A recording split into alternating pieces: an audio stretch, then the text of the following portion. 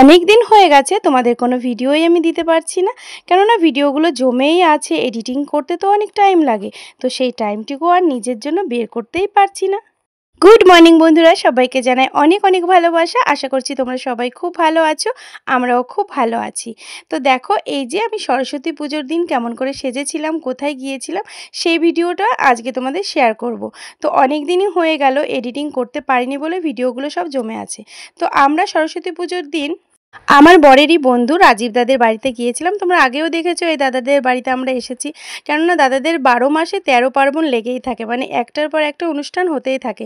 তো সেখানে আমাদের সবাইকে যেতে হয়। তো এই যে দিদিভাইয়ের সঙ্গে দেখা হলো, আর দেখো এই যে ঠাকুরকে প্রণাম করে সবাই মিলে এখানে গল্প করছিলাম। আর সবাই আগেই এসে গেছে, এসে সবাই ঘুরতেও বেরিয়ে গেছিলো। কিন্তু আমার যেহেতু একটু সাজানো ছিল, পার্লারে কাজ ছিল, তো তার জন্য আমার একটু লেট হয়ে গেছিলো আসতে। তো দেখো, আমি ওই যে নিজেই রেডি হয়ে একদম চলে এসেছি। আর ভাবলাম আজ যেহেতু সরস্বতী পুজো, তো একটু শাড়িই পরি। আর তারপরে এই শাড়িটা আমার কাকু দিয়েছিল, মানে প্রায় 4 বছর আগে, কিন্তু আজ প্রথম আমি এই শাড়িটা পরলাম, পুরো নতুন কিন্তু। আর তার সঙ্গে অহিন তো একদমই পাজামা পরতে চায় না, তো আজকে কিন্তু ওকে জোর করেই পরিয়েছি। তো দুজনে একদম ম্যাচিং হয়ে গেছি। আর আমাকে কেমন লাগছে সেটা তো তোমরা অবশ্যই কমেন্টে জানাবে। আর সরস্বতী পুজোর প্রসাদ খেতে খেতে আমার বরকে গল্প করছিলাম। ছোটবেলায় যখন আমরা সরস্বতী পুজো দেখতাম বা স্কুলে যখন সরস্বতী পুজো করতাম, তখন কিন্তু শাড়ি পরতাম। তো আজও সেই রকম শাড়িই পরেছি। তো তার জন্য একটু এখানে মডেলিংয়ের মতো হেঁটে হেঁটে একটু রিলস করছিলাম। আর কেনই বা করব না বলো, সব বান্ধবীরা কোথায় যে ঘুরতে চলে গেছে আমি তো দেখতেই পাচ্ছি না। তো তার জন্যই টাইমটাকে কাটাচ্ছিলাম, এখানে সবার সঙ্গে গল্প করছিলাম। ওরা বন্ধুরা গল্প করছিল, আমি দিদি শাশুড়ির সঙ্গে একটু গল্প করলাম, বাচ্চাদের সঙ্গে খেলা করছিলাম, আর নিজেই রিলস করছিলাম। তো এইভাবেই মানে সময়টা কাটছিল। আর তারপরে আবার বিকালবেলা আমার একটা সাজানো আছে, তো তার জন্য বলছিলাম যে এদের বাড়ি থেকে আবার 3টের মধ্যে আমাদের বেরিয়ে যেতে হবে। আর যে পুজোয় যে প্রসাদই হোক না কেন, সরস্বতী পুজোয় কিন্তু খিচুড়িটা হবেই। তো খিচুড়ি প্রসাদ হচ্ছিল, তার সঙ্গে 2 রকমের তরকারি ছিল, ঘ্যাট ছিল, আর পাঁপড়, মিষ্টি ছিল, চাটনি ছিল, আর এদিকে বেগুনি করেছিল। তো সেটা এনে ওরা খাচ্ছিল, অহিনবাবুও আমাকে এসে খাইয়ে দিল। আর এই যে দাদাদের বাড়িটা দেখো, খুব সুন্দর বাড়িটা। আর দাদাদের মানে মানসিকতাটা এতটা ভালো না, ব্যবহারটা খুবই ভালো, জানো তো।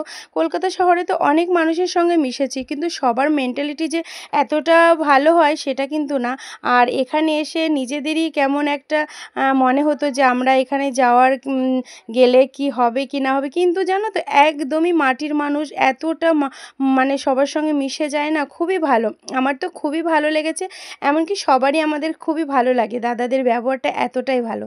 তো যাই হোক, সবাই যে মানবদা ছিল, তারপরে এখানে তিলকদা ছিল, অহিনবাবু ছিল, তো সবাইকে, এই যে রাজীবদাও খুব মজায় আছে। আর রাজীবদা মজা করতে খুবই ভালোবাসে, সেই সঙ্গে আমরা সবাই কিন্তু এখন খুব মজায় থাকি। তো দেখো, সবাই এখনও এসে পারেনি, এদিকে রান্নাবান্নাটা হচ্ছিল, তো তোমাদের একটু দেখিয়ে দিলাম। মানে দাদাদের একই ছাদের নিচে সমস্ত কিছু, খেলার মাঠ থেকে শুরু করে মানে বিয়ের রিসেপশন বলো, পার্টি বলো, যে কোনো অনুষ্ঠানেই বলো, দাদাদের সমস্ত ঘরগুলো আলাদা আলাদা করে রাখা আছে। মানে এক একটা ঘরে এক এক রকমের অনুষ্ঠান হয়। তো অনেকটা বড় বাড়ি, তোমরা তো দেখতেই পাচ্ছ, মানে খুবই সুন্দর বাড়িটা। আর এই যে মেন রাস্তাটা, আর এই যে মাসিমা খুবই ভালো, জানো তো, মানে এতটা ভালো না কি বলবো। তো যাই হোক, আমাদের একটু ছবি টবি তুলে দিল, সেটাই তোমাদের সঙ্গে শেয়ার করলাম। এই যে বান্ধবীগুলো চলে এসেছে, তো ওরা সবাই শাড়ি পরেছিল, সরস্বতী পুজোয় তো শাড়ি পরবে।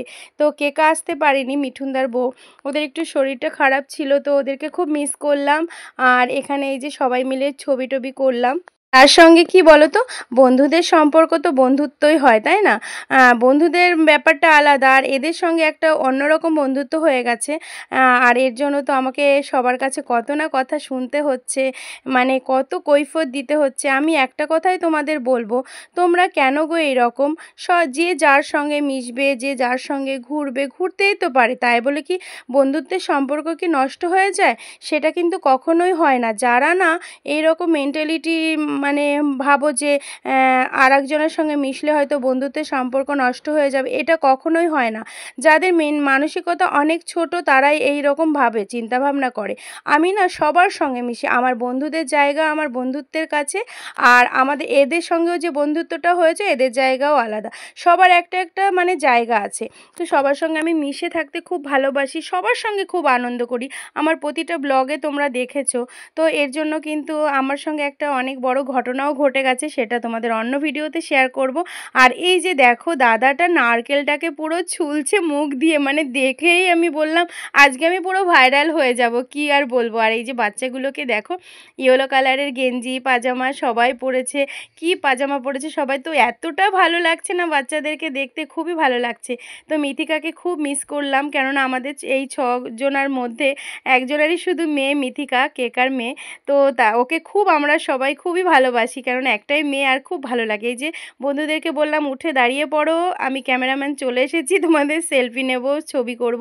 তো সবাই দাঁড়িয়ে পড়েছে আর সবাই খুব আনন্দ করছিল, গল্প করছিল।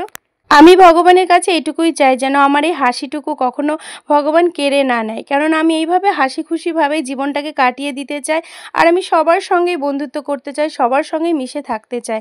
এমন কোনো মানে না যে এই বন্ধুদের সঙ্গে মিশবো তো আরেকজনাকে ভুলে যাব, আমি এই রকম মেন্টালিটির মেয়ে না। তোমরা যারা আমাকে ভুল বোঝো সম্পূর্ণই ভুলই বোঝো, কিছু মানে কি বলবো, তোমাদের বোঝানোর কিছু নেই, কেননা এখন এতটাই সবাই বড় হয়ে গেছো, বোঝানোর মতো কিছু কিন্তু নেই। একটু বোঝার চেষ্টা করবে যে আমি কিন্তু মেয়েটা এরকম সবার সঙ্গে মিলেমিশে থাকতে খুব ভালোবাসি। তো সবাই এখন বেরিয়ে গেল, আমরাও বেরিয়ে গেলাম। আর প্রায় 3টে বেজে গেছে। আর এখন আমি গিয়ে একটু ফ্রেশ হয়ে নেব, তারপরে দুটো সাজানো আছে, সেই সাজানোর কাজেও ব্যস্ত হয়ে যাব। অহিনবাবু অফিসে বেরিয়ে যাবে। বিউটিশিয়ান বলো, মেকআপ বলো, নেল এক্সটেনশন বলো, পার্লারের যাবতীয় কাজই কিন্তু আমি পুরোটাই করে থাকি, সমস্তটাই আমি শিখেছি। তবুও শেখার কিন্তু কোনো শেষ নেই। আমি আবার একটা নতুন কোর্সে ভর্তি হয়েছি, তো সেটা আমার হয়তো এপ্রিল মে থেকে শুরু হবে। নতুন এক ধাপ আবার এগিয়ে যাব তোমাদের ভালোবাসায়, সেটাও তোমাদের শেয়ার করব।